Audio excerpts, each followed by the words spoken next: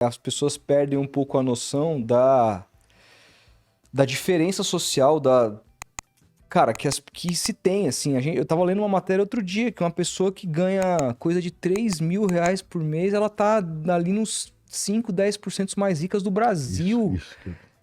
É um negócio, Juca, que assim, e ninguém, é todo mundo olhando pra si, um olhar muito... Egoísta. Bom, pô, eu sempre, já briguei tantas vezes por isso. Você pode reparar, quando você conversa de política com alguém, a pessoa tende, se ela não é muito afeita à política, se ela não tem, ela tende a avaliar um governo a partir da visão pessoal dela. Se ela esteve bem financeiramente naquela época, O governo foi o bom. governo foi bom. Se ela não esteve, o governo foi ruim. Não importa o que aconteceu socialmente. Perdeu o emprego por causa de Não tal importa o que aconteceu com a presidente. desigualdade. É um outro ponto, por exemplo, que eu sempre, assim, eu não me tornei de esquerda por osmose, sabe? Eu fui uma pessoa que eu sempre fui muito, inclusive, contestador. Eu sempre tive muitos amigos de esquerda e eu era o cara que, peraí, que isso aqui? Porque eu queria entender de fato, eu não queria só ir pelo caminho que os meus amigos estavam indo e achando, não, é isso e pronto. Porque eu sinto que muita gente também pensa sobre algo só por um senso de pertencimento. Sim, total. Para fazer parte ali, Sim. para Do não grupo. ser para estar dentro do errado, grupo. tá Isso ligado? acontece com a esquerda, com a direita, com o Corinthians, com tudo quanto é coisa de comunidades, religiões por aí. E aí, assim, até com relação à Terra plana, né? Tem um documentário que as pessoas fingem acreditar nisso porque tem um grupo de pessoas que elas querem ser acolhidas perante esse grupo. É doideira, É velho. uma loucura como funciona o mental das pessoas. E aí, sobre essa questão... Agora até perdi o fio da meada, tava falando Do Corinthians. Não, e do preço do ingresso do e preço do dos R$ 3.000 Exato. que é topo, elite. Então, lembrei. Isso. E aí tava falando da questão de... E assim, sempre me incomodou muito umas coisas que eu falei assim, puta, eu não posso ser de direita nunca. Porque eu comecei a olhar os discursos, eu nunca vi um cara de direita falando sobre o combate à desigualdade. Por exemplo, Né? E Rodolfo, eu falei, porra. a gente vai levar esse programa para um outro caminho. Claro. Mas tudo bem. Veja bem, o que nós temos? Primeiro nós temos o equívoco desse cara que ganha 3.000, 4.000 reais, que está pagando o carro dele, a prestação, que eventualmente conseguiu comprar uma casa própria e está pagando em 15 anos. Quando a gente fala da elite brasileira, ele acha que está falando com ele. Não está. Quando a gente está falando da elite brasileira, a gente está falando com os banqueiros, a gente está falando com esse 1% de brasileiros, se tanto, né, que tem mais de 50% da riqueza do país. É isso. É com essa gente que a gente está falando. Por outro lado, eu vou te dizer mais, estou de pleno acordo contigo. Não existe nada pior do que o cara colonizado pela esquerda. Porque aí repete um discurso sem entender muito por que está dizendo. É isso. E não tem nada pior também do que certas ortodoxias que, por exemplo, impedem que você diga: eu não quero viver em Cuba. É isso. Que eu quero viver com liberdade. Claro. Perfeito. Eu não quero viver na Venezuela, com esse maluco desse Maduro. Claro. Eu detesto o que está acontecendo na Nicarágua, onde as pessoas estão sendo perseguidas e revolucionários sandinistas estão sendo perseguidos por esse doido, que virou um ditador como outro qualquer. Eu não quero saber de ditadura, de nenhuma espécie. De nenhuma espécie. Então, ou eu vou ser coerente com a minha exigência de democracia, ou eu vou passar pano, ou vou fingir, ou vou ser seletivo. Vou fingir que ali, de ali eu não falo. Aí quando você fala, te patrulho, é claro. Mas é obrigação da gente ter isso com absoluta clareza. Então, hoje, quando me perguntam, né, porque, claro, óbvio, né? Você é comunista?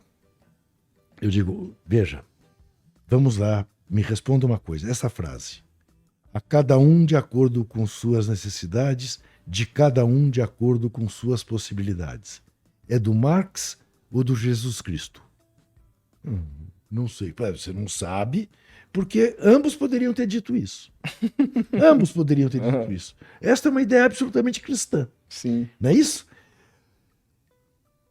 Para dizer isso e ser coerente com isso, você não pode esconder com o discurso aquilo que é fundamental, que é a defesa da inclusão dos excluídos, que é a defesa da prática democrática, que é a defesa do confronto de ideias e que é o ódio à ditadura, como diz, o nojo da ditadura, como disse o Dr. Ulisses Guimarães.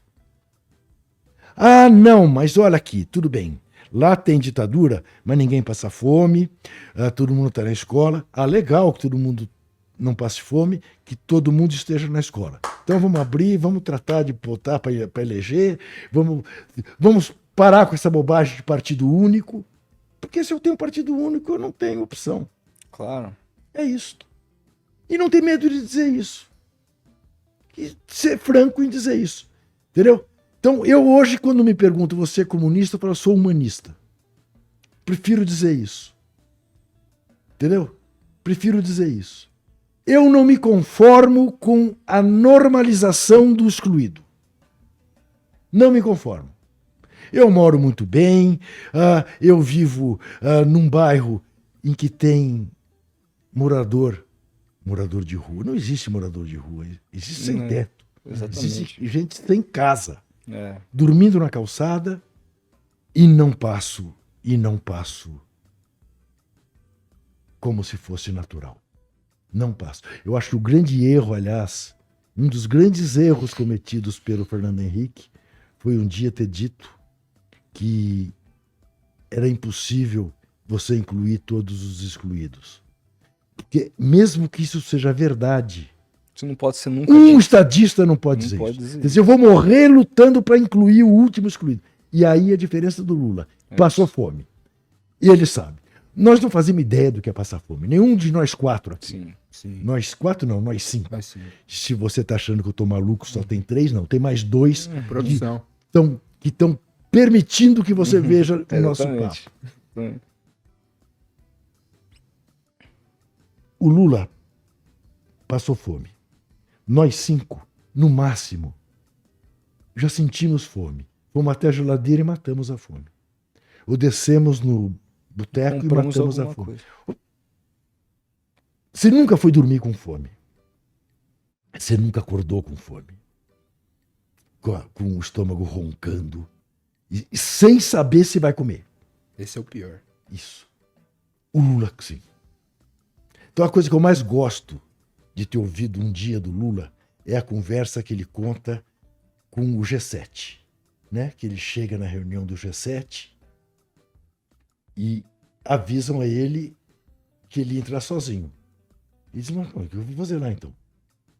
Não sei falar uma palavra de inglês. E aí o Celso Amorim diz para ele, fica tranquilo que vai ter um tradutor que vai ficar falando no teu ouvido e vai traduzir o que você falar para os outros. Então, mas que ele entra intimidado. Eu não sei exatamente quem eram os personagens, mas acho que era o Bush, era a Margaret Thatcher, era o Giscard d'Estaing, não sei quem eram os outros seis. Mas eram desse nível.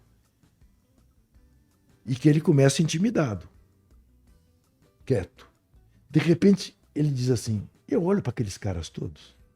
Falo assim, nenhum deles passou fome. Nenhum deles nunca acordou com a merda subindo na cama, com um rato.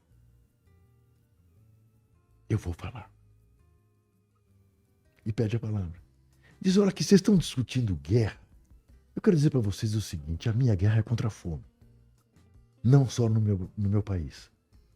É contra a fome na América Latina, é contra a fome na África. A minha guerra é essa. Essa guerra é de vocês. E é daí que depois, numa reunião seguinte, o Obama diz, você é o cara. Porque nunca ninguém teve essa naturalidade para dizer esta obviedade que a gente naturaliza. Normaliza, Faz né? parte. Não faz parte, não. Não faz parte. Ninguém morrer de fome.